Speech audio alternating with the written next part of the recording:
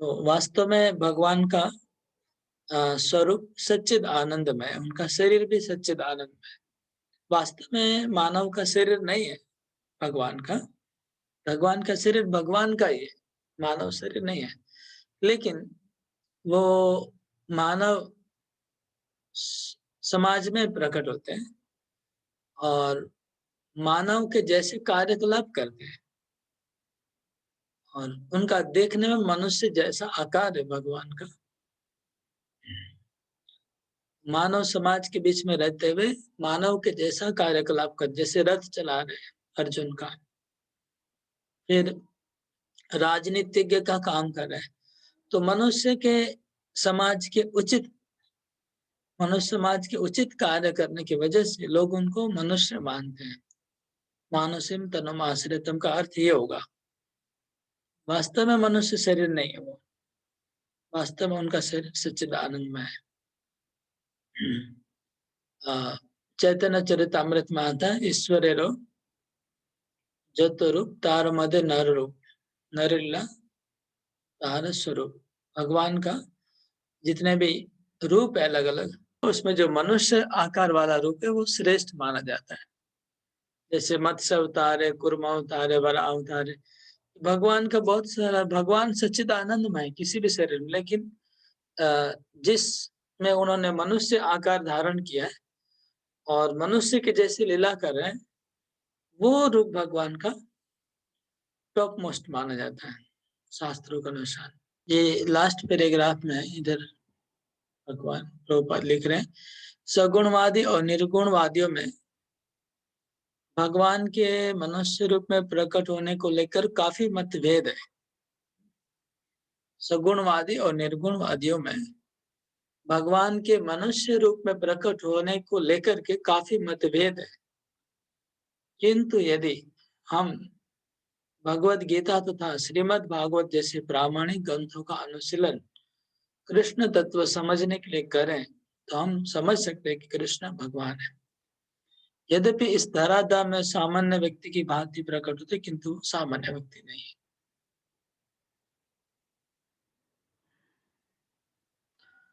तो निर्गुणवादी या मायावादी लोग क्या कहते हैं? वो कहते हैं कि पर ब्रह्म निराकार निर्विशेष है, वो साकार बन के आ रहे, वापस लीला खत्म बात फिर निराकार हो जाएंगे। ये भी गलत है, इनको भी भगवान मूढ़ कहते हैं। ये लोग भी अवज्ञा कर रहे हैं भगवान के रूप की, इस तरह से बोल के। प्रभुपाद ने तात्पर्य में भगवान कृष्ण के जन्म की घटना को कोट करके बोल रहे हैं,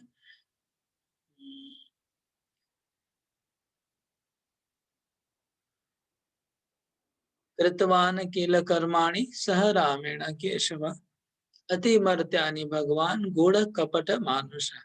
पहले स्कंद में भागवतम के जब भगवान के अवतारों का वर्णन होता है, भगवान के 25 अवतारों का, उस समय जब कृष्ण और बलराम का अवतार का बात बोलते हैं, उस समय सुत गोस्वामी कहते हैं कि कृष्ण और बलराम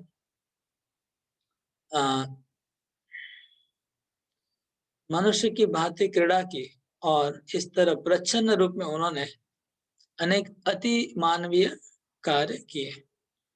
यहाँ पर गूढ़ कपट मानुष ये शब्द आया है, गूढ़ कपट मानुष ये शब्द को यूज किया, आप देख सकते हैं तात्पर्य में। तो गूढ़ कपट मानुष मतलब, गूढ़ मतलब सीक्रेट, हाँ, गोपनीय। गूढ़, कपट मतलब कपट, नकली। मनुष्य मतलब मनुष्य, तो नकली मनुष्य रूप में लीला कर रहे। तो इन शब्दों से स्पष्ट हो गया गूढ़ कपट मनुष्य कि वो मनुष्य के जैसा लीला कर रहे हैं। हाँ, मनुष्य है नहीं वो, गूढ़ कपट मनुष्य, ऐसा कपट कर रहे हैं कि जैसे मनुष्य हैं। ये इस श्लोक का स्पष्ट अर्थ हो रहा है। तो यहाँ पर एक हो गया जहाँ पर मनुष्य शब्द यूज हुआ भगवान के ऊपर, कृष्ण के ऊपर, लेकिन आगे कपट लिखा है। और अति मर्त्यानी मतलब अलौकिक, अति मानवीय अलौकिक कार्य कर रहे हैं, लेकिन मनुष्य रूप में कपट कर रहे हैं। इसके बाद भगवान का जब जन्म हुआ तो लिखा था बभूव प्राकृत शिशु। कृष्ण अपने पिता माता के समक्ष प्रकट हुए तो 4 भुजाओं से युक्त थे, किंतु माता पिता की प्रार्थना करने पर उन्होंने सामान्य शिशु का रूप धारण कर लिया। बभूव प्राकृत शिशु, साधारण बालक का शरीर धारण कर लिया भगवान ने, एक सामान्य मानव बन गए। यहाँ पर भी इंगित होता है कि सामान्य व्यक्ति के रूप में प्रकट होना उनके दिव्य शरीर का एक गुण है। भगवान का जो दिव्य शरीर है, सच्चिद आनंदमय शरीर, वो शरीर एक प्राकृत शिशु जैसा बन गया, ये इंगित हो रहा है। और भगवत गीता के 11वें अध्याय में जब अर्जुन ने कहा था कि आप अपना चतुर्भुज रूप दिखाइए, तो भगवान ने चतुर्भुज रूप दिखाया था। इस रूप को प्रकट करने के बाद फिर वापस भगवान ने मानुष्य रूप धारण किया। मानुषम रूपम शब्द उधर भी आता है। तो मानुषम रूप शब्द जहां जहां आता है प्रभुपाद ने सब कोट कर दिया। जहां जहां मनुष्य शब्द लिखा है कृष्ण के लिए, और सबको कोट करके इन्होंने प्रभुपाद ने एस्टेब्लिश किया कि ये भगवान दिखावा करे कि मनुष्य है। जीव गोस्वामी इस श्लोक की टीका करते हुए कहते हैं कि कृष्ण समस्त चराचरों में अपने अंश विस्तार परमात्मा रूप में स्थित है।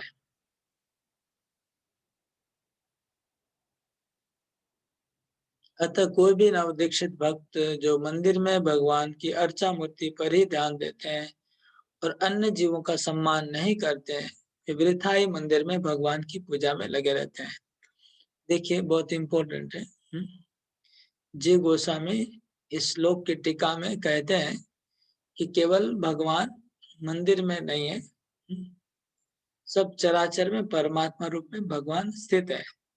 जो केवल भगवान के मंदिर की विग्रह की ही पूजा करते हैं और दूसरे जीवों का सम्मान नहीं करते हैं, पूजा में लगे रहते हैं, वे वृथा ही पूजा कर रहे हैं। ये बात जीव गोस्वामी कह रहे हैं। मतलब अवजानंती मामूढ़ा मानुषिम तनम आश्रितम परम भावम अजानंत मम भूत महेश्वरम। मतलब मेरे विग्रह को ही पूजा कर रहे हैं, लेकिन दूसरे जीवों में भी मैं परमात्मा रूप में सब जगह हूँ, उसको वो लोग अनादर कर रहे हैं। ये बात बोलना चाह रहे हैं।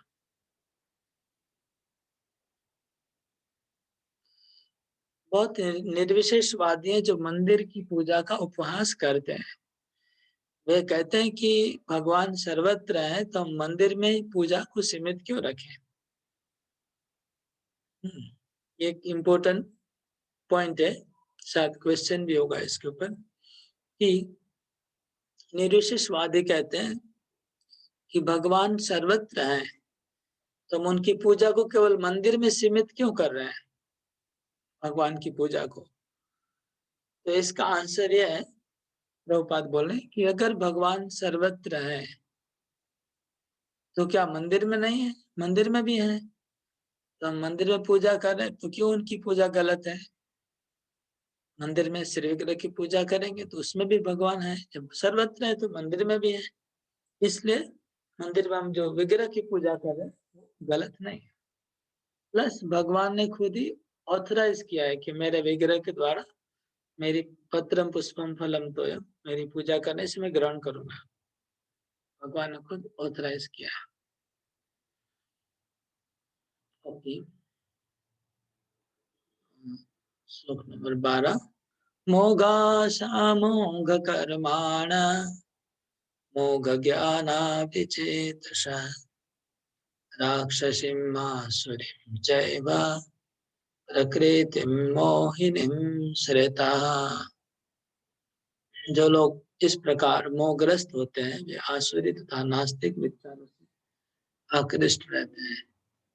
इस मोहग्रस्त अवस्था में उनकी मुक्ति आशा, उनका सकाम कर्म, ज्ञान का अनुशीलन सभी निष्फल हो जाते हैं।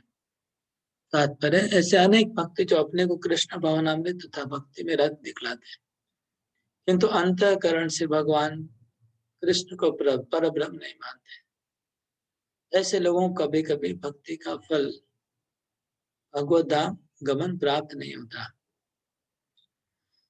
इसी प्रकार जो पुण्य कर्म में लगे रहते हैं, अंततो गत्वा इस भवन बंधन से मुक्त होना चाहते हैं, वे भी सफल नहीं होते। तो मोगाशा मोघ कर्माण, मोघ कर्माण मतलब पुण्य कर्म वाले, क्योंकि वे कृष्ण का उपहास करते हैं। दूसरे शब्दों में, जो लोग कृष्ण पर हंसते हैं उन्हें आसुरी या नास्तिक समझना चाहिए।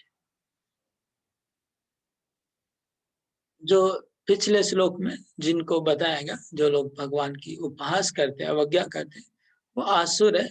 आसुरिम राक्षसिम आसुरिम चैव, तो राक्षस और आसुरी मेंटेलिटी वाले हैं। जैसा कि 7वें अध्याय में बताया जा चुका है, ऐसे आसुरी दुष्ट कभी भी कृष्ण की शरण में नहीं जाते। अतः परम सत्य तक पहुंचने के उनके मानसिक चिंतन उन्हें इस मिथ्या परिणाम को प्राप्त कराते हैं कि सामान्य जीव तथा कृष्ण एक समान है। ऐसी मिथ्या धारणा के सोचते हैं कि अभी तो वह शरीर प्रकृति द्वारा केवल आच्छादित है, और जो ही व्यक्ति मुक्त हो जाएगा तो उसमें ईश्वर नहीं रह जाएगा। कृष्ण को समता का अभ्यास भ्रम के कारण निष्फल हो जाता है। इस प्रकार आसुरी तथा नास्तिक ज्ञान अनुशीलन सदैव व्यर्थ रहता है। यही इस श्लोक का संकेत है। ऐसे व्यक्तियों के लिए सदैव वेदांत सूत्र, उपनिषद तथा वैदिक महात्मा ज्ञान का अनुशीलन निष्फल रहता है।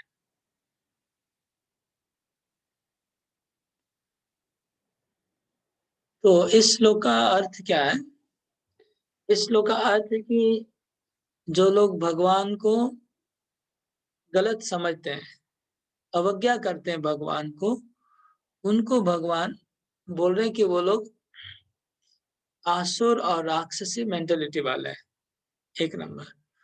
और वो लोग क्या है? प्रकृति मोहिनी श्रेता, वो मोहिनी प्रकृति का आश्रय लिया उन्होंने। मोहिनी प्रकृति, प्रकृति मतलब प्रकृति, मोहिनी मतलब माया देवी, इल्यूजरी एनर्जी, श्रीता मतलब आश्रय। तो उन्होंने भगवान की बहिरंगा शक्ति का आश्रय लिया है। भगवान की बहिरंगा माया शक्ति के आश्रय में वो लोग हैं। माया शक्ति के जुरिडिक्शन में, उनके कंट्रोल वश में, माया शक्ति के वश में है वो, और उनकी मंडली आसुरिक है। और वो मोघाशा मोघ कर्माण मोघ ज्ञान विचेतशा है। इसका अर्थ हुआ उनकी आशाएं सब विफल होगी, उनके कर्म के प्रयास सब विफल होंगे, उनके ज्ञान के प्रयास भी विफल होंगे। मोघ मतलब विफल, मोघ मतलब विफल। तो उनकी आशाएं विफल होगी, उनके कर्म सब विफल होंगे, उनके ज्ञान सब विफल हो जाएंगे। वो जितना भी कर्म कर रहे हैं, सब कर्म का रिजल्ट जीरो होने वाला है। जितना भी ज्ञान का अनुशीलन कर रहे हैं, वो भी व्यर्थ जाएगा। और जितनी उनकी आशाएं, सब आशाएं भी व्यर्थ हो जाएगी। तो वो विचेतशा, वो हमेशा मोहग्रस्त बने रहेंगे। तो भगवान ने उनके लिखा, जो भगवान को ठीक से नहीं समझेंगे, भगवान को जो उपहास करेंगे, उनकी अवज्ञा करेंगे, और बोलेंगे भगवान कृष्ण मानव है और उधर बहुत बड़े बड़े कर्म कर रहे हैं, भगवान की अवज्ञा कर रहे हैं, लेकिन खुद बहुत बड़े बनने का प्रयास कर रहे इस जगत में, अच्छा पुण्य कर्म करके या ज्ञान का अनुशीलन करके, वो सफल नहीं होंगे।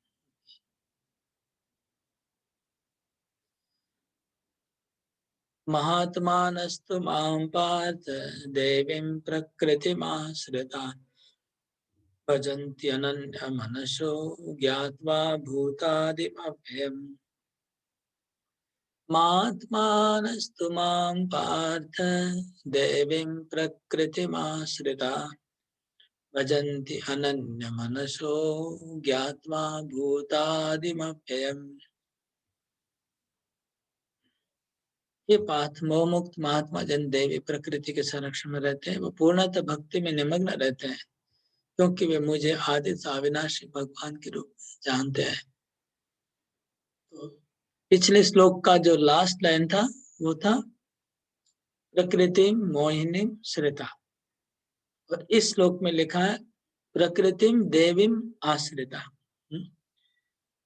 पिछले श्लोक में लिखा है कि वो भगवान की मोहग्रस्त करने वाली मोहिनी प्रकृति का आश्रय लेते हैं, मतलब बहिरंगा माया शक्ति का आश्रय लेते हैं। और इस श्लोक में लिखा है जो महात्मा है, जो भगवान के भक्त है, वो भी प्रकृति का आश्रय लेते। कौन सी? दैवी प्रकृति का। दैवी प्रकृति मतलब ये हो गया अंतरंगा शक्ति। तो भगवान की अंतरंगा शक्ति है, जो भगवान की चिन्मय शक्ति है, उसका आश्रय लेते हैं। कौन? महात्मा। और पिछले श्लोक में जो लोग थे दुरात्मा थे, वो लोग भगवान की बहिरंगा माया शक्ति का आश्रय लेने वाले लोग थे, वो लोग दुरात्मा है। और ये महात्मा है जो भगवान की अंतरंगा शक्ति का आश्रय लेते हैं। तो बहिरंगा शक्ति का भी किसी न किसी का आश्रय जीवात्मा को लेना पड़ेगा, चाहे बहिरंगा शक्ति के शेल्टर में रहे, चाहे अंतरंगा शक्ति के शेल्टर में रहे। जो अंतरंगा शक्ति में शेल्टर में आएगा उनको महात्मा कहा जाएगा। और उनका उनका महात्मा लोग का लक्षण क्या है, चरित्र क्या है? भजंती अनन्य मनसु, वो लोग भगवान की भक्ति करेंगे। भजंती मतलब भक्ति करना। कैसी भक्ति? अनन्य भक्ति। अनन्य मनसो, अनन्य मनसो, एक मतलब एकाग्र चित्त हो गए, एक मन होकर के कृष्ण के अलावा और किसी को वो नहीं मानेंगे। अनन्य मनसो ज्ञात्मा भूतादिम अव्ययम, जब वो लोग जान जाएंगे कि मैं ही पूरे जगत का आदि हूं, मैं ही पूरे जगत का अंत हूं, तब वो मेरी अनन्य भक्ति में लग जाएंगे और वो महात्मा है। ये हो गया पिछले श्लोकों में, 2 श्लोकों में दुरात्मा मूढ़ लोगों का बात था, इस श्लोक में महात्मा लोग का बात है, जो अनन्य भाव से भगवान की भक्ति करेंगे।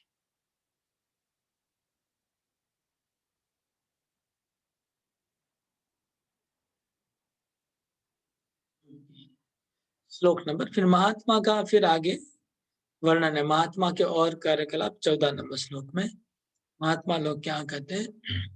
सततम कीर्तयन्तो माम यतन्तश्च दृढव्रता नमस्यन्तश्च मां भक्त्या नित्ययुक्ता उपासते।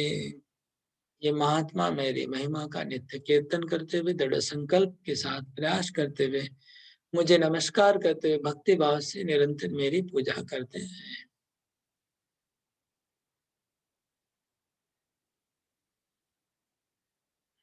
प्रभुपाद कहते हैं कि रबर स्टैंप लगाने से महात्मा कोई नहीं बनता है। तात्पर्य में प्रभुपाद लिख रहे हैं कि रबर स्टैंप लगाने से महात्मा नहीं बनता है। महात्मा बनने के लिए क्या क्या करना चाहिए लिखा हुआ है।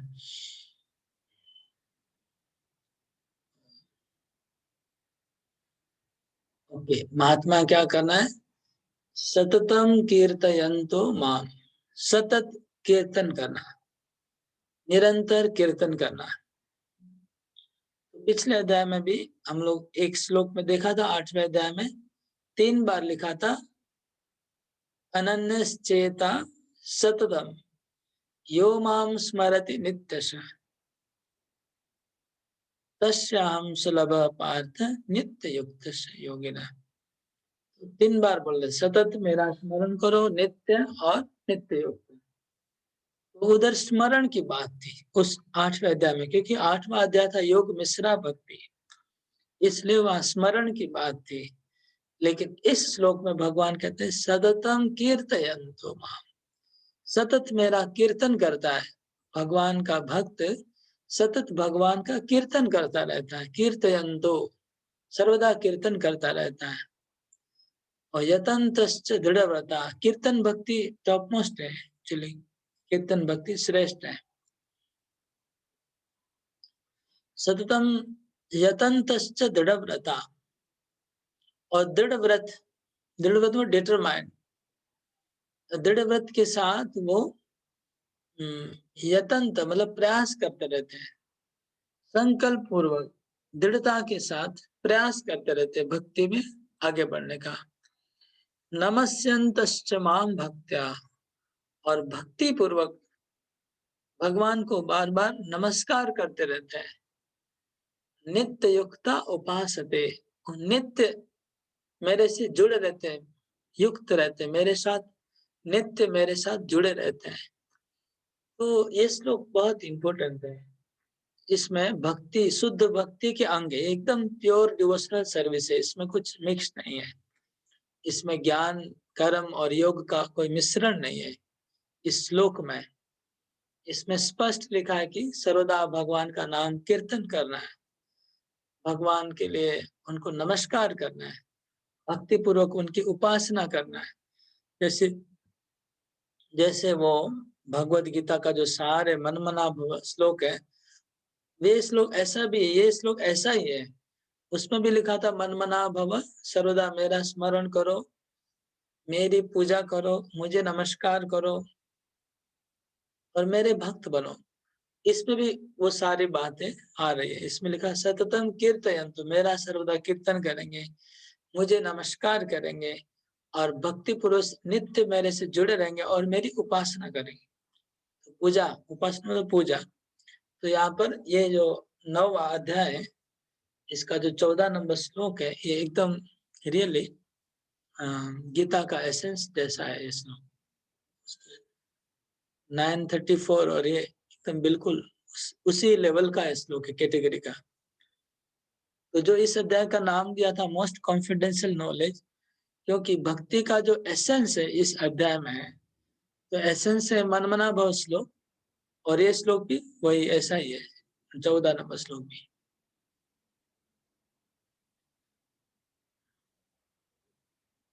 ये 14 नंबर श्लोक अगर हम एसेंस मानते हैं तो इसी श्लोक को फिर 34 में रिपीट होगा। अध्याय के एंड में जनरली भगवान क्या करते हैं, पूरे अध्याय का सार को कंक्लूड करते हैं हर अध्याय के एंड में। भले भगवान पहले बोले होंगे लेकिन लास्ट में कंक्लूड करते हैं ताकि कोई डाउट नहीं रह जाए लोगों को, इसलिए बाद में भगवान स्पष्ट से दोबारा वहां पर रिपीट करते हैं। तो 14 नंबर श्लोक इस तरह से देखेंगे तो एसेंशियल है पूरे गीता का। और 15 नंबर श्लोक, ज्ञान यज्ञेन चापन्ये यजन्तो मामुपासते एकत्वेन पृथक्त्वेन बहुधा विश्वतो मुखम। तो जो लोग पिछले श्लोक में उपासते वर्ड उसमें था, उपासते इसमें भी है। उसमें भी लिखा था मेरी उपासना करते, इस श्लोक में भी लिखा है मेरी उपासना करते हैं। उस श्लोक में लिखा था भक्त्या, भक्ति के द्वारा मेरी उपासना करते हैं। इस श्लोक में लिखा है ज्ञान यज्ञ, मतलब ज्ञान के द्वारा मेरी उपासना करते हैं।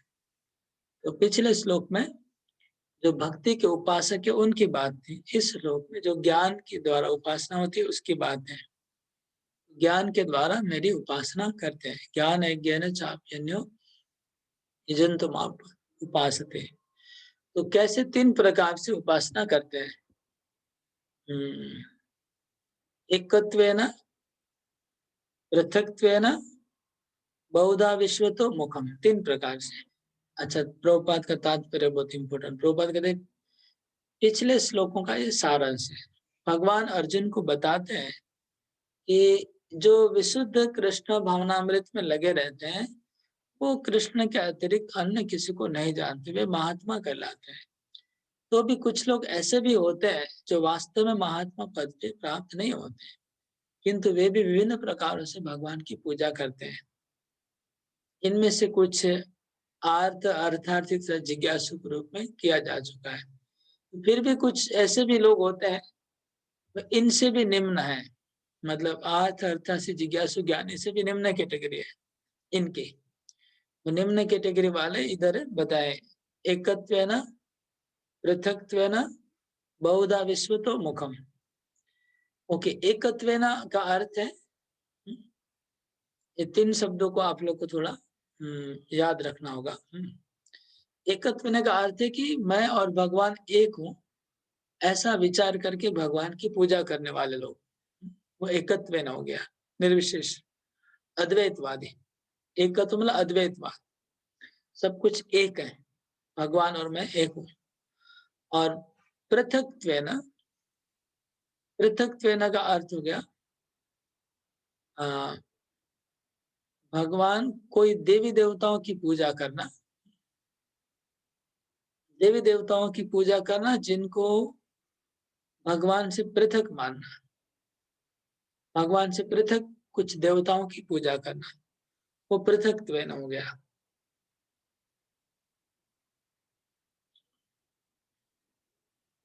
बहुधा विश्वतो मुखम, विश्वतो मुखम मतलब भगवान के विराट रूप की पूजा करना, विश्व रूप की पूजा करना। तो इनमें से सबसे अदम्य जो अद्वैतवादी, अद्वैतवादी को प्रभुपाद बोलते हैं, सबसे अदम्य अपनी पूजा परमेश्वर के रूप में करते हैं और इन्हीं का प्रार्थना है। ओके, ऐसे लोग अपने को परमेश्वर मानते हैं, अपनी मानसिकता के कारण अपनी पूजा करते हैं। यह भी एक प्रकार की इस पूजा है, क्योंकि ये समझते हैं कि भौतिक पदार्थ न होकर आत्मा है, कम से कम ऐसा भाव तो प्रधान रहता है। सामान्यतः निर्विशेषवादी इसी प्रकार से परमेश्वर को पूजते हैं। दूसरी कोटि के वे लोग हैं जो देवताओं के उपासक है, जो अपनी कल्पना से किसी भी स्वरूप को भगवान का स्वरूप मानते हैं। तृतीय कोटि में वो आते हैं जो ब्रह्मांड के परे कुछ भी नहीं है, वो ब्रह्मांड की पूजा करते हैं, विराट रूप की। ये 3 हो गया, एकत्वेन पृथक्त्वेन बहुधा विश्वतो मुखम। एकत्वेन का हो गया जो अपने आप को भगवान समझते हैं, भगवान से एक मानते हैं। पृथक्त्वेन का अर्थ हुआ जो अलग अलग द्वैत भाव से अलग अलग देवी देवताओं को भी भगवान मान के उनकी पूजा करते हैं। और विश्व तो मुखम का अर्थ है वह जो ब्रह्मांड में जो पहाड़ की पूजा करते हैं, नदियों की पूजा करते हैं, वृक्षों को, ब्रह्मांड के विश्व रूप को पूजा करते हैं, विश्व में जो भी दिखाई पड़ रहा है उनकी पूजा करें। लेकिन इसके पीछे भगवान है, उनको वो लोग नहीं जानते भगवान को, वो तृतीय कोटि का हो गए। अहम क्रतुरहम यज्ञ स्वधाम औषधम मंत्रोहम अहमेवाजम अहम अग्निरहम हुतम। किंतु मैं ही कर्म कांड, मैं ही यज्ञ पितरों का दे जाना, अर्पण, औषधि, ध्वनि, गीत तथा आहुति। तो कृष्ण कहते हैं यज्ञ मैं हूँ, यज्ञ की आहुति मैं हूँ, यज्ञ में सामग्री अर्पण की जाती है, जो भी औषधियां, वो भी कृष्ण बोलते मैं हूँ, यज्ञ का मंत्र भी मैं हूँ, और घी भी मैं हूँ, आज्यम, आज्यम मतलब घी, घी भी मैं हूँ, अग्नि भी मैं हूँ, और आहुति जो भेंट चढ़ाई जाती है वो भी मैं हूँ।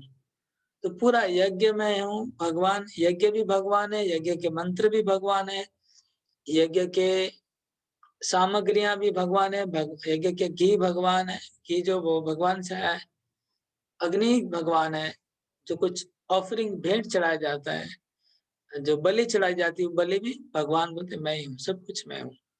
ये क्यों बोले? क्योंकि जो लोग भगवान की पूजा नहीं करते, जो लोग अलग अलग प्रकार से यज्ञों की उपासना करते, देवताओं की उपासना करते, उनको कृष्ण बोल रहे कि ये यज्ञ की जो आप लोग उपासना करें वो मैं ही हूँ, तुम लोग मेरा ही दूसरे ग्रुप की पूजा कर रहे हो, ये बोलना चाह रहे हैं। पितामस्य जगतो माता धाता पितामह वेद्यं पवित्रमोङ्कारम् ऋक्षामयजुरेव च। मैं इस ब्रह्मांड का पिता हूँ, मैं इस ब्रह्मांड का माता हूँ, मैं इसका पितामह हूँ, मैं जानने योग्य हूँ, वेद्यम, मैं पवित्र हूँ, शुद्ध करने वाला, मैं ओमकार हूँ, मैं ऋग्वेद, यजुर्वेद और सामवेद हम्म। कृष्ण अपना व्यक्तित्व अभिव्यक्ति बता रहे हैं, कृष्ण ही सब कुछ है ये बता रहे हैं, कृष्ण ही सर्वत्र है।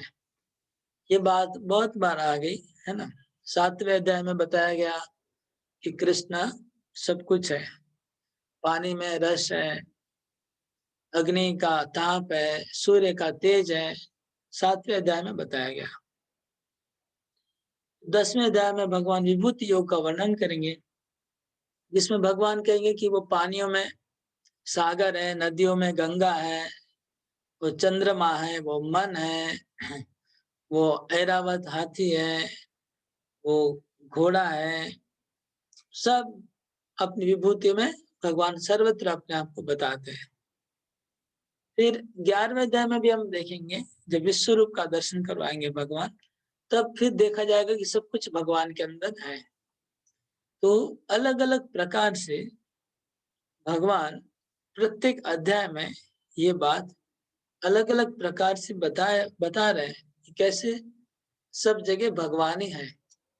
7वें अध्याय में इस तरह से बताया, रसोमप्सु कौन्तेय, पानी का स्वाद, अग्नि का तेज, सूर्य का प्रकाश, पृथ्वी का गंध, आवाज, ये भगवान है। ये 7वें अध्याय का था। फिर 10वें अध्याय में भगवान सर्वत्र सब जगह अपना अस्तित्व अलग अलग प्रकार से बताया, विभूतियों विभूति के द्वारा। विभूतियां सब भगवान की रिप्रेजेंट कर रही है। 11वें अध्याय में पूरा विश्व रूप दिखाएंगे, पूरा ब्रह्मांड उन्हीं के अंदर है। अभी इसमें 9वें अध्याय में क्या बता रहे हैं भगवान, यहाँ पर विभूतियों को नहीं बता रहे हैं, यहाँ विभूतियां नहीं है, ये विभूति नहीं है, माता पिता कोई विभूति नहीं है, ओमकार विभूति नहीं है, 3 वेद कोई विभूति नहीं है, और विभूति के रूप में भगवान का जो अस्तित्व वो अलग प्रकार का अस्तित्व होता है। विभूति में एक्चुअली वो भगवान नहीं है, लेकिन भगवान का ही वो ऐश्वर्य एक है, ऐश्वर्य का प्रकाश विभूति में। और 7वें अध्याय में जो भगवान बोल रहे थे कि पानी का मैं स्वाद हूँ और सूर्य का मैं, वो भगवान की शक्ति थी, कि भगवान की शक्ति का हम अनुभव करें सर्वत्र, वो था। और अभी जो बता रहे हैं यहाँ पर, इसमें क्या डिफरेंस है, इसमें तो इस अध्याय में भगवान को बोले मैं माता हूँ, मैं पिता हूँ, मैं पितामह हूँ। अच्छा, एक श्लोक और कर लेता हूँ, उसके बाद हम इसको डिस्कस करते हैं तो पता चलेगा। हम गति भरता प्रभु साक्षी, निवास शरणम सुहृत्, प्रभव प्रलय स्थानम, निदानम बीजम अव्ययम। मैं गति हूँ, मैं भरता मतलब पालन करने वाला, मैं प्रभु मतलब मैं स्वामी हूँ, प्रभु हूँ, मैं साक्षी हूँ, विटनेस हूँ। गति भरता प्रभु साक्षी, निवास है मैं जो निवास होता है, निवास स्थान मैं हूँ, धाम। शरणम मैं शरण प्रदान करने वाला एकमात्र मैं हूँ।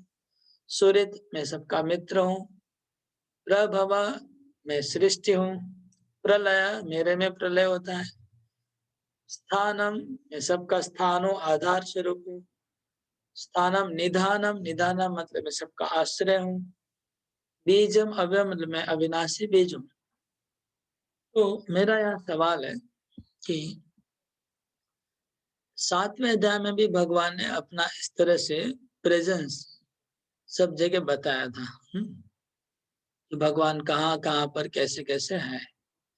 और 10वें अध्याय में भी भगवान बताएंगे, तो हम 10वें अध्याय को अभी छोड़ देते हैं। इस 9वें अध्याय में यहाँ पर जो भगवान बोल रहे हैं कि मैं गति हूँ, मैं पिता हूँ, मैं माता हूँ, मैं पितामह हूँ, मैं ओमकार हूँ, मैं सबका स्वामी हूँ, सबका भरता हूँ, स्वामी हूँ। इसमें और 7वें अध्याय में जो बताया, इस दोनों में डिफरेंस क्या है, कौन बता सकता है? मतलब गेस करिए, अब परफेक्ट तो नहीं हो सकता है, लेकिन अंदाज से बोल सकते हैं ये दोनों में डिफरेंस क्या है। 7वें अध्याय में अपना प्रेजेंस भगवान ने बताया, सब जगह और इसमें भी बता रहे हैं।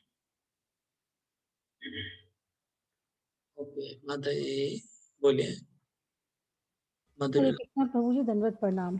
7वें अध्याय में प्रभु जो बता रहे थे वो था द्वितम ज्ञान, जहाँ भगवान अपनी शक्ति बता रहे थे। भगवान क्लियरली नहीं बता रहे थे कि मैं हूँ, क्योंकि अगर वो और ये है एकदम गुह्यतम गुह्य ज्ञान है। यहाँ अपने आप को भगवान बता रहे कि जो कुछ है मैं ही हूँ, मैं शक्ति नहीं, मैं ही हूँ। वहां पे शक्ति का प्रदर्शन करके बता रहा था, पूरा उन्होंने क्लियरिफाई नहीं किया था, यहाँ पे क्लियर कर दिया कि मैं ही हूँ सब कुछ जो हूँ।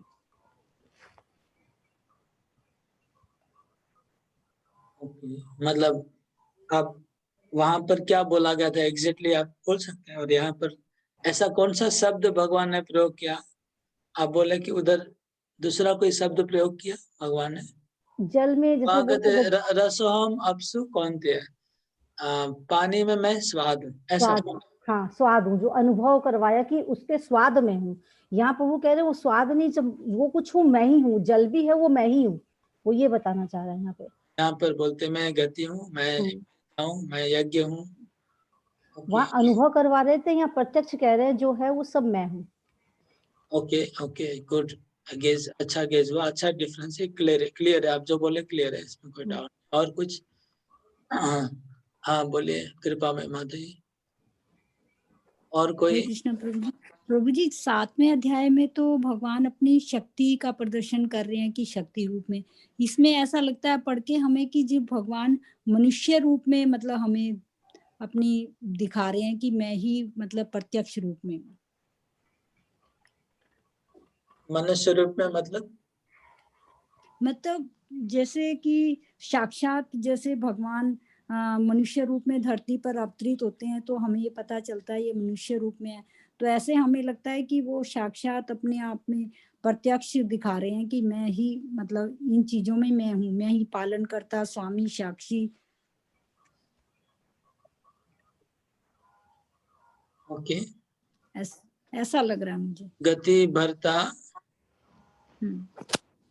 साक्षी, धाम, पितामह, जगतो, माता, धाता। इससे ऐसे लगता है जैसे भगवान पृथ्वी पर जब धरती पर मनुष्य रूप में अवतरित होते हैं तो ऐसा आभास हो रहा है कि मनुष्य रूप में वो अपने आप को दिखा रहे हैं और उधर शक्ति दिखा रहे हैं अपनी। और कोई? ये पॉइंट भी ठीक है। इसमें भगवान जो प्रकट हुए हैं पृथ्वी पे मनुष्य रूप में, वो भगवान बोले कि मैं पिता हूँ, मैं माता हूँ, मैं सब कुछ हूँ, मैं धाता हूँ, पितामह हूँ, और मैं प्रभु हूँ, वो बोल रहे हैं। ओके। और रुक्मणी माता जी आप बोलिए।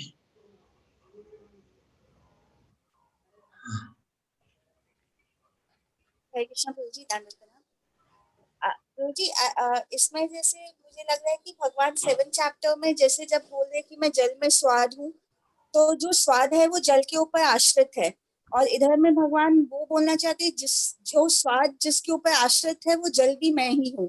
So this is getting much more deeper and much more उसको और भी दृढ़ रूप से भगवान अपने आप को उजागर कर रहे हैं कि what exactly he is.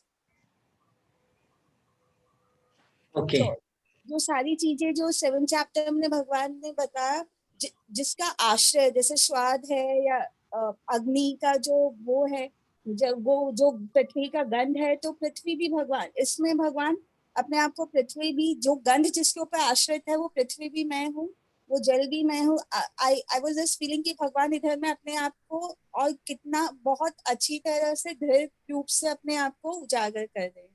He is revealing himself into that way. Okay, yes, like similar to Lila Mataji. Yes. Okay. Yes. Neetu माताजी आप बोले। प्रभु जी 7वें अध्याय में जैसे ना समझते हैं कि कृष्ण समस्त ईश्वर से पूर्ण है, और उन्हें वो किस प्रकार प्रकट करते हैं ये इस अध्याय में वर्णन किया गया है। कृष्ण के ईश्वर से पूरा वर्णन किया गया, और परम गुरु ज्ञान में भगवान ऐश्वर्य कौन सा ऐश्वर्य? कौन सा ऐश्वर्य आप बोलना चाह रहे हैं? क्या कौन सा ऐश्वर्य आप बोलना चाह रहे हैं? हाँ, केसी पंडित को आप बोलेंगे? प्रभु हरे कृष्ण प्रभु, दंडवत प्रणाम। 7 नंबर अध्याय में जो भगवान एक्सप्रेस किया वो भगवान का शक्ति का एक्सप्रेशन किया, जैसा पानी का साध हुए हैं। और इसमें हमको लगता है भगवान परमात्मा हिसाब से अपने को बोल रहा है, मतलब एज ए परमात्मा। Good guess, right right. उसमें वो परमात्मा नहीं है। हाँ, पानी का स्वाद परमात्मा नहीं है, वो तो भगवान की शक्ति है, लेकिन ये परमात्मा के बात आ रही है। Good guess.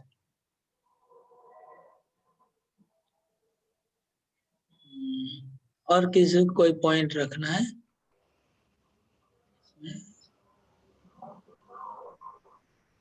उर्मिला, ललिता, देवीदासी, बोलिए। हरे कृष्णा प्रभु, दंडवत प्रणाम प्रभु। वहाँ पे वो बता रहे हैं कि सूर्य का जो प्रकाश देख रहे हैं, जो चंद्र देख रहे हैं, वो मेरा ही एक शक्ति है। और लेकिन इसमें बता रहे हैं, यहाँ गुह्य ज्ञान बता रहे हैं कि माता पिता के रूप में, साक्षी के रूप में प्रलय जो हो रहा है वो सब कुछ मेरे ही कारण हो रहा है, तो सब में मैं ही हूँ। यहाँ गुह्य ज्ञान बता रहे हैं। उधर में जो अभक्त है वो लोग ये समझ सकते हैं कि भगवान का प्रकाश है, भगवान ये प्रकाश दे रहे हैं, सूर्य चंद्र ये सब मेरे द्वारा हो रहा है। ये जो अन्न उपज हो रहा है, जो धरती का खुशबू है, जो पानी का स्वाद है, वो लोग वो समझ सकते हैं। जो अभक्त है वो उस तरह से समझ सकते हैं। भक्त लोग यहाँ पर परम गुह्य ज्ञान को गीता के द्वारा समझ सकते हैं।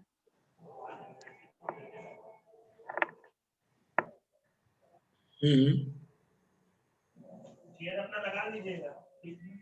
यहाँ कैसे डिफरेंस है?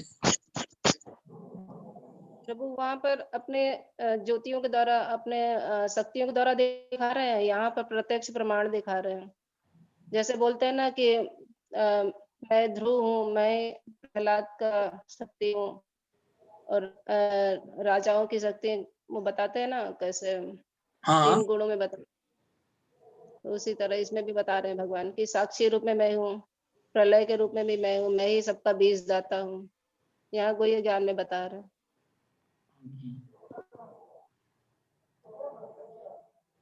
तो अच्छा पॉइंट लगा इनका मुझे, जो स्टार्टिंग में आया कि वहां पर बोल रहे कि ये पानी का स्वाद मैं हूँ, जो एक, लेकिन यहाँ स्वयं पानी भी मैं हूँ, इस तरह से वो बात इसमें आ रहा है। या फिर वहां पर शक्ति का बात हो रहा, तो यहाँ पर परमात्मा रूप में प्रेजेंट है भगवान। और एक चीज मैंने जो समझा इसको, मैंने जो डिफरेंस देख रहा हूँ कि इसमें वो ये है कि पानी में स्वाद या अग्नि का प्रकाश और सूर्य का तेज, ये जो भी चीजें हैं, उससे वो सब शक्तियां हैं। मतलब उससे कोई हम अपना कोई भी व्यक्ति उन चीजों से इंटरेक्शन नहीं करता है, मतलब उनसे आप आदान प्रदान नहीं कर सकते हैं, उनसे डीलिंग नहीं कर सकते हैं। पानी के स्वाद से आप कुछ डीलिंग नहीं कर सकते हैं, पानी के स्वाद से आप बात नहीं कर सकते हैं। या आप कोई भी नास्तिक व्यक्ति पानी के स्वाद को पता नहीं देगा, वो तो बोला हम पैसा दिया तो पानी मिल गया, क्या है, उसको कोई पता नहीं देगा। या फिर कोई भी चीज को, वो शक्तियों को। लेकिन यहाँ जो चीजें बताई जा रही है, इससे आत्मा, एक व्यक्ति, एक पर्सनल इमोशनल अटैचमेंट बनता है इन चीजों से, जो चीज यहाँ पर बताई जा रही है। जैसे माता से एक इमोशनल अटैचमेंट बनता है, पिता से एक अटैचमेंट होता है, फिर पितामह मतलब दादाजी, उससे एक अटैचमेंट होता है। और सब जो चीजों का वर्णन है, इससे हम लोग को बहुत, हमको शेल्टर मिलता है। जैसे धाता मतलब पालन करने वाला, मेंटेनर, तो मेंटेनर से भी हमारा एक रिलेशन होता है, हम उनसे शेल्टर लेते हैं। फिर गति और गति भरता, जो शब्द है, गति मतलब लक्ष्य जीवन का, या भरता, भरता मतलब फिर से स्वामी, पालक, प्रभु, साक्षी, विटनेस, निवास, निवास मतलब निवास स्थान, उसका भी हम शेल्टर लेते हैं। घर का निवास मतलब घर, जैसे हम लोग अपने घर को निवास लिखते हैं, ये निवास, वो निवास, तो निवास में हम लोग शेल्टर लेते हैं। उससे हमारा एक फीलिंग होता है कि मेरा घर है, अटैचमेंट होता है इन चीजों से। ये जो चीजें बताई जा रही है, इससे हमारा स्ट्रॉन्ग बॉन्डेज और अटैचमेंट होता है, जिन चीजों का वर्णन हो रहा है। और अ, वो जो चीजें थे उसमें ऐसा कुछ अटैचमेंट किसी को नहीं होता है, बॉन्डेज नहीं होता है, कोई रिलेशन नहीं होता है। ये जो बॉन्डेज हमारा है माता के प्रति, पिता के प्रति, पितामह के प्रति, या हमारा कोई भर्ता है, हमारा स्वामी है, कोई हम लोग को मेंटेन कर रहा है, कोई हमारा प्रभु है, कोई हमारा साक्षी है, कहीं हमारा निवास है, कोई हमारा शरण है, कोई हमारा सुहृद है। ये जो जो भी चीजें आप बताई जा रही है, सब रिलेशन में हमारा बहुत आसक्ति बटा रहता है।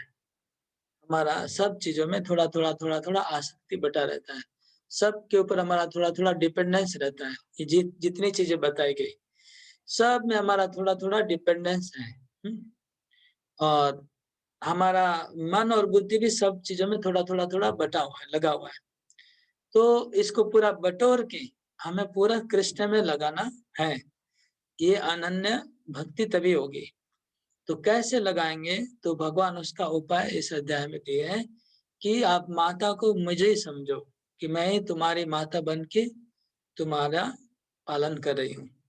मैं ही तुम्हारा पिता बन के तुमको इतना कुछ मैंने तुम्हारा जीवन भर तुम्हारा सेवा किया, पिता बन के मैं किया हूँ। इस तरह से मैं तुम्हारा पितामह हूँ, मैं धाता हूँ, मैंने तुमको पालन किया है।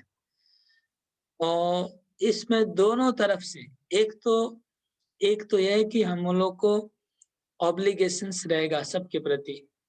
माता के प्रति ऑब्लिगेशन है, पिता के प्रति है, पितामह के प्रति है, धाता के प्रति है, प्रभु के प्रति, साक्षी के, सब के प्रति हमारा ऑब्लिगेशंस है। ऑब्लिगेशंस के बदले हमको कुछ करना है, तो हम वो करेंगे तो हमारा भगवान का अनन्य भक्ति कैसे हो सकता है? इसलिए भगवान बोलते कि नहीं, ऐसा कोई ऑब्लिगेशन नहीं रखना है, क्योंकि मेरे द्वारा ही ये सब लोग तुम्हारी सेवा कर रहे हैं। मेरे आदेश से सब लोग तुम्हारी सेवा कर रहे हैं, मैं ही तुमको एक्चुअली इनके माध्यम से सेवा कर रहा हूँ। इसलिए ऑब्लिगेशंस और कहीं नहीं रख के पूरा हम भगवान को समर्पण कर दे अपने आप को, और किसी को समर्पण करने की जरूरत नहीं। पहली बात ये हो गई। दूसरी बात, हमारा भी डिपेंडेंस बहुत लोगों के ऊपर रहता है। माता पिता जितने भी शब्द आए, सबके प्रति डिपेंडेंस। तो भगवान बोलते नहीं, और किसी भी चीज के प्रति डिपेंडेंस नहीं होना चाहिए, केवल मेरे ऊपर, कृष्ण के ऊपर डिपेंडेंस होना चाहिए। और कृष्ण को डिपेंड करेंगे तो वो ये जो सब चीजें वो कृष्ण ही फुलफिल कर देंगे, जो यहाँ लिखा है सब कुछ। वही माता बन जाएंगे, पिता बन जाएंगे। पिता वो हजारों माता बना सकते हैं, कृष्ण हजारों पिता बना सकते हैं, हजारों साक्षी बना सकते हैं, हजारों निवास कृष्ण क्रिएट कर सकते हैं सब कुछ। तो ये है। इसलिए परम गुह्य ज्ञान, कॉन्फिडेंस, नॉलेज है। इसमें भक्त को सब आसक्ति को सब जगह से बटोर के केवल कृष्ण में लेके आना पड़ेगा। इसलिए कृष्ण हमारा जहां जहां हमारा बॉन्डेज, जहां जहां अटैचमेंट है, वहां पर अपना प्रेजेंस दिखा रहे हैं कि मैं इसमें मैं हूँ, मैं ही हूँ इधर, ये सब जगह और कोई नहीं है। यही है। तो उधर प्राथमिक लेवल में पहले अपनी शक्तियों को दिखाया कि पानी में मैं हूँ, सूर्य में मैं हूँ, चंद्र में। वो थोड़ा दूर का था, अभी थोड़ा पास में आ गए कृष्ण, थोड़ा और क्लोज, जहां पर हमारी ज्यादा अटैचमेंट और आसक्ति, वहां पर भी कृष्ण अपना प्रेजेंस दिखा रहे हैं। तपाम्यहम् अहं वर्षं निगृह्णामुत्सृजामि च अमृतं चैव मृत्युश्च सदसच्चाहम् अर्जुन। मैं ही ताप प्रदान करता हूँ, मैं ही वर्षा को रोकता हूँ और लाता हूँ। मैं अमृत हूँ, मैं मृत्यु हूँ, मैं सद हूँ, मैं असत हूँ। तो भगवान, हम लोग जैसे बारिश का, हम लोग बोलते हैं कि सूर्य समुद्र के पानी को गर्म करके, है ना, वाष्प करके ले जाता है। फिर बादल बनता है, फिर बारिश होता है। तो भगवान कहते हैं कि वो मैं ही सूर्य के द्वारा वो काम कर रहा हूँ। तपामि हम, मैं ही सूर्य के द्वारा ताप देता हूँ और पानी को उठा के ले जाता हूँ। और अहम वर्ष, मैं ही फिर वो पानी को दोबारा वर्षा देता हूँ।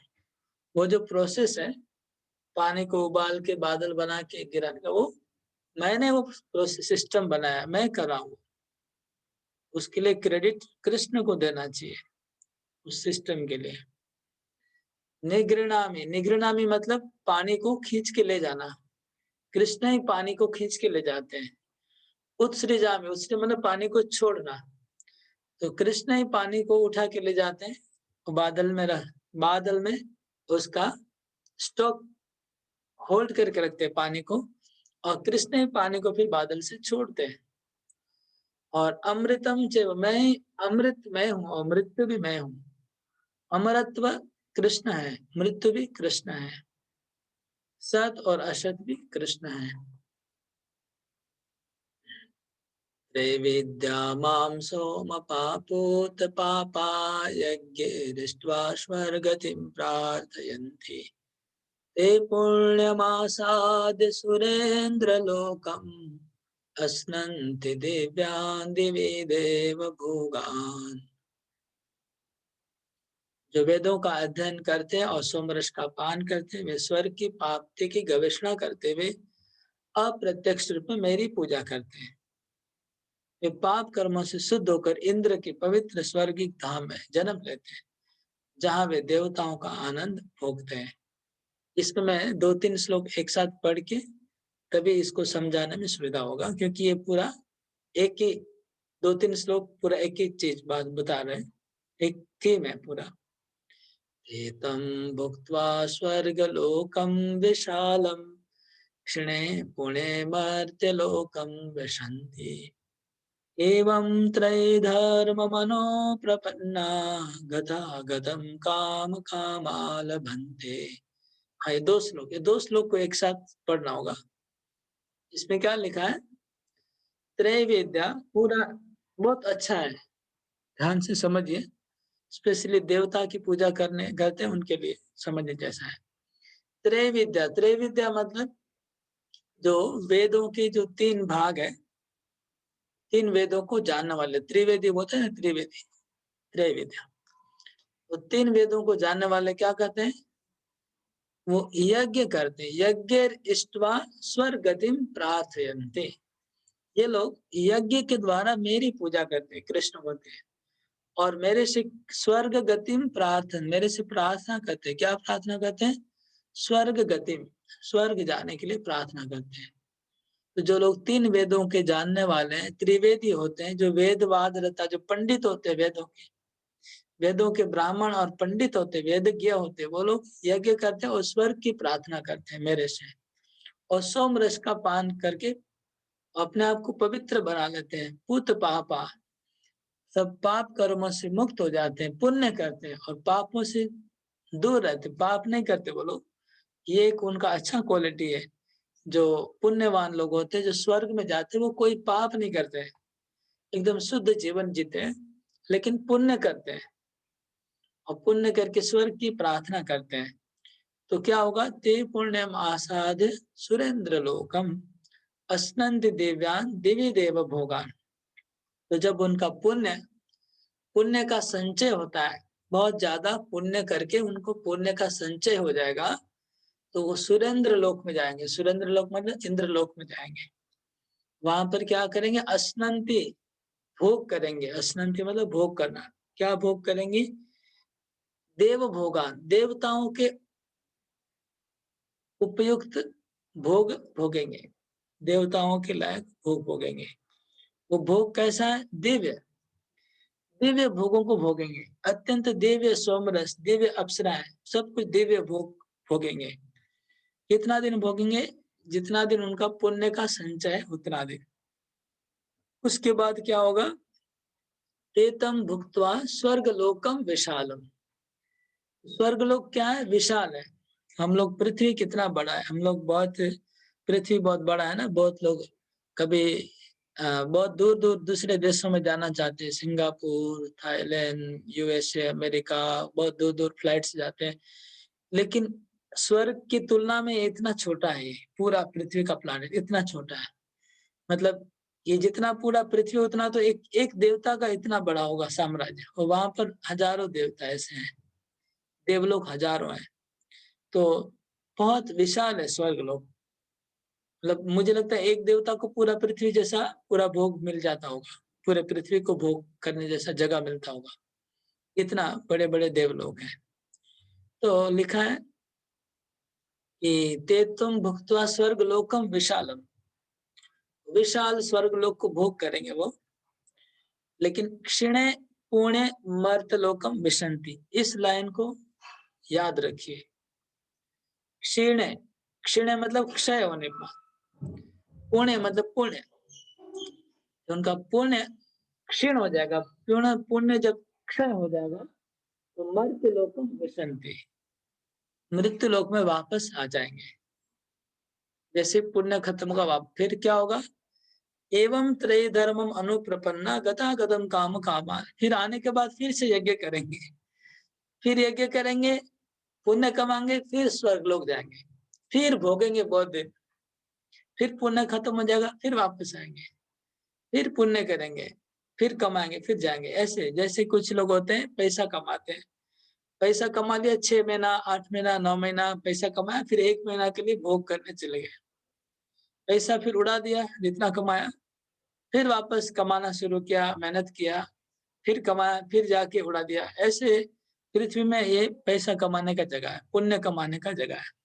पुण्य कमा कमा के उसका खर्चा होता है स्वर्ग में। स्वर्ग केवल खर्चा करने के लिए है और पृथ्वी केवल कमाने के लिए है।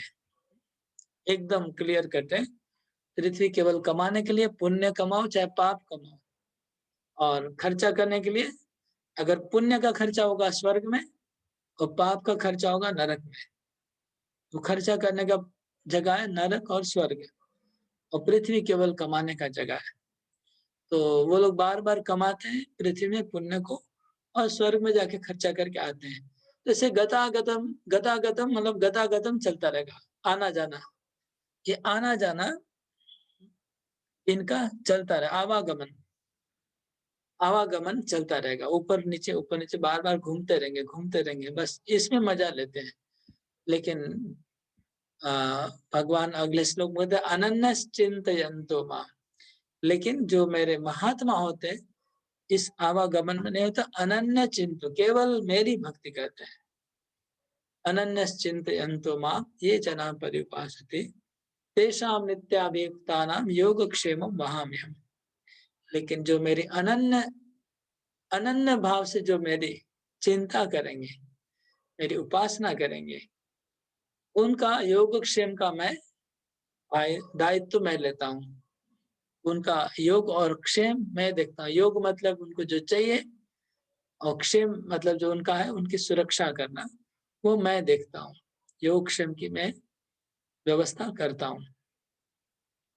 तो योग क्षेम का सीधा अर्थ ये हुआ, योग मतलब जो हमको नीड है हमारे, वो पहुंचाना, और क्षेम मतलब हमारे पास जो ऑलरेडी है उसकी सुरक्षा करना, संरक्षण करना। लोगों को दो चिंता होती है, एक अपने पास जो संपत्ति है उसकी सुरक्षा करने की चिंता होती है कि संपत्ति कोई छीन लेगा, संपत्ति का नाश हो जाएगा, या संपत्ति खो जाएगी हमारे हाथ से, या कोई लूट लेगा, ऐसी चिंता रहती है। तो ये क्षेम हो गया, इसको सुरक्षा करना है। और दूसरी चिंता होती है कि मेरे पास ये नहीं है, मेरे पास वो नहीं है, मुझे ये चाहिए, मुझे वो चाहिए। ये दो टेंशन सब जीवों को रहता है। तो योग और क्षेम की हम चर्चा कर रहे थे। योग और क्षेम, योग मतलब हमने कहा कि हमको कुछ चाहिए, तो हमारा सब जीवों में दो टेंशन होता है कि मेरे पास ये नहीं है, ये नहीं है, हमको पैसा चाहिए, हमको मकान चाहिए, हमको गाड़ी चाहिए, हमको सामान चाहिए, घर में ये सामान नहीं है, वो सामान नहीं है, चाहिए चाहिए चाहिए चाहिए। और दूसरा चिंता होता है जो हमारे पास है उसकी सुरक्षा करना है, वो कहीं हाथ से छीन नहीं ले कोई। तो इसकी चिंता में टाइम वेस्ट हो जाता है। तो भगवान कहते हैं अनन्यश्चिन्तयन्तो मां, इन सब की चिंता मत करो, मेरी चिंता करो। और फिर मेरा ये सब क्या होगा, योग और क्षेम का। भगवान बोलते योग क्षेम मैं देख लूंगा, तुम्हारा क्या क्या खो जाएगा, कोई चोरी कर लेगा कि छीन लेगा कि, ये मैं देखूंगा। भगवान स्पष्ट बोल रहे हैं, मतलब खोल के बोल रहे हैं कि तुमको क्या टेंशन है मुझे पता है, तुमको चोरी हो जाने का पता है, मैं वहां भी हम, मैं इसको देखूंगा। एकदम स्पष्ट रूप से भगवान बोल रहे हैं। उनको हम लोग का मेंटेलिटी अच्छी तरह पता है, हमारा वीकनेस क्या है, और उसको खोल के भगवान बोल रहे हैं कि मैं देखूंगा, गारंटी दे रहे हैं। योगा क्षेम वहामी अहम, मैं देख लूंगा ये दोनों चीजों को। क्या क्या तुमको आवश्यकता है वो मैं सप्लाई करूंगा, और तुम्हारे पास जो है उसका मैं सुरक्षा करूंगा। लेकिन क्यों, कैसे, कब करेंगे भगवान, कि तुम मेरा चिंतन करो तब करेंगे। बोले हम इतना साल से भक्ति कर रहे हैं, फिर भी मेरे साथ ऐसा क्यों हुआ, मेरे साथ ऐसा क्यों हुआ, मेरे भगवान मेरे पर नाराज। अरे भक्ति कहाँ करते हैं, बिजनेस खाली कर रहे हैं, भक्ति कहाँ करते हैं, भगवान के साथ बिजनेस करते रहते हैं। तो भक्ति क्या है, भगवान बोलते अनन्य चिंतयन्तु मां, अनन्य चिंता, केवल कृष्ण की चिंता करनी होगी, अपनी योग क्षेम की चिंता छोड़ के। मुझे क्या चाहिए ये चिंता दिमाग से निकाल देना पड़ेगा, मेरे पास जो उसकी सुरक्षा करने की चिंता निकाल देनी पड़ेगी। ये दो चिंता निकालेंगे तो कृष्ण की चिंता होने लग जाएगी, और जब कृष्ण की चिंता होने लग जाएगी तो कृष्ण बोलते हैं फिर वो जो दो चिंता है वो कृष्ण खुद हमारी चिंता ले लेंगे। ये इस श्लोक में बोल रहा है। इसलिए ये जो श्लोक है ये मोस्ट कॉन्फिडेंशियल में एक आता है, ये वाला श्लोक। ये वेरी सीक्रेट बात ये है, ये बात कहीं बोली ना नहीं जा सकती है जो यहाँ पर भगवान बोल रहे हैं। ये बात बोलने जैसी चीज नहीं है, बाहर वालों को बोलने की चीज नहीं है, ये अभक्तों को बोलने की चीज नहीं है। ये बहुत ही पर्सनल बात है, भगवान बोल रहे हैं कि मेरा भक्त अगर केवल मेरी चिंता करता रहेगा तो मैं उसका देखभाल में कर लूंगा। दिस इज वो पर्सनल, भक्तों के साथ पर्सनल भगवान का कॉन्ट्रैक्ट डील हो रहा है इसमें, वेरी पर्सनल, इसको ऑफिशियल नहीं कर सकते, इसलिए कॉन्फिडेंशियल में आ रहा है ये बात। पर्सनल सेटिंग कर रहे हैं, अदरवाइज तो ऑफिशियली तो नियम है कि तुम जो कर्म करता है उसका फल भोगते रहो, उसमें भगवान कुछ इंटरफेयर नहीं करेंगे। लेकिन यहाँ इस श्लोक में भगवान इंटरफेयर करने की बात कर रहे हैं। ओके, इस श्लोक के ऊपर बहुत फेमस स्टोरी है। दक्षिण भारत के एक आचार्य ने इस श्लोक को जब पढ़ा कि योगक्षेम वहामि अहम, तो वहामि मतलब वहन करना मतलब ढो के ले जाना, वहन करना। तो उन्होंने इस शब्द को चेंज कर दिया। हाँ, वहामि शब्द को उन्होंने चेंज कर दिया कि भगवान अपने भक्तों को जो चाहिए वो सप्लाई करेंगे और उनके में जो है सुरक्षा करेंगे, ये ठीक है, लेकिन वो खुद थोड़ी करेंगे, वो किसी के माध्यम से करवाते होंगे। इसलिए वहामी शब्द यहाँ उचित नहीं है। योगक्षेमम, वहामी के बदले दूसरा एक शब्द यूज किया जिसका अर्थ है कि भगवान करवाएंगे। अब वो जो दक्षिण भारत के बड़े परम भक्त थे, वो डेली भिक्षा करते थे, भिक्षा करके अपना जीवन जीते थे। तो उस दिन उनको भिक्षा नहीं मिली, दिन भर भट के कोई भिक्षा नहीं मिला किसी के घर से। तो शाम को जब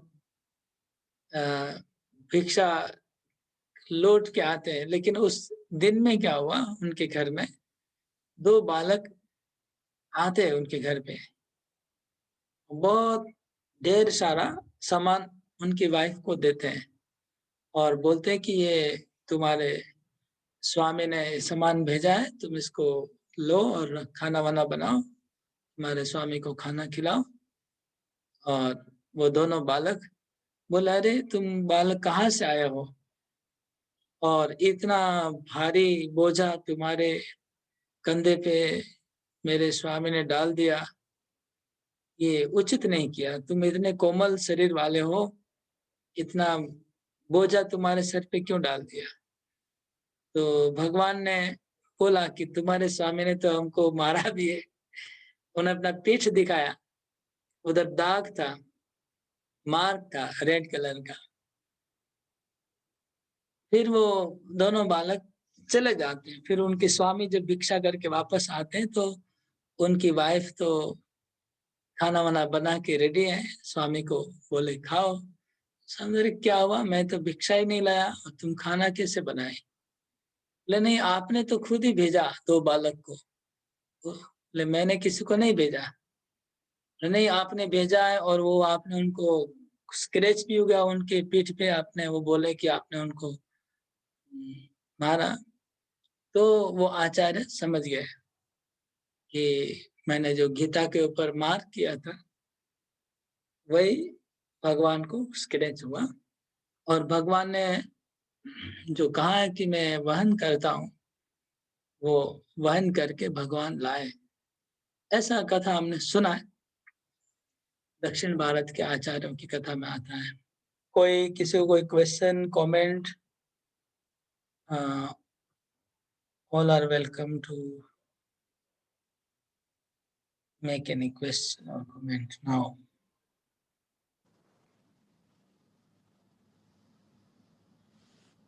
हाँ, हरे कृष्णा मधुमेह। प्रभु। हाँ, हरे कृष्ण प्रभु, दंडवत प्रणाम। ये यहाँ जो लिखा है ना, जो वेदों का अध्ययन करते था सोमरस का पान करते हैं। सोमरस का पान करना मतलब वही इंद्र के वहां जाके और सुख भोगना, इंडिकेशन वही है ना प्रभु? सोमरस तो स्वर्ग में मिलता है। हाँ वही, अच्छा।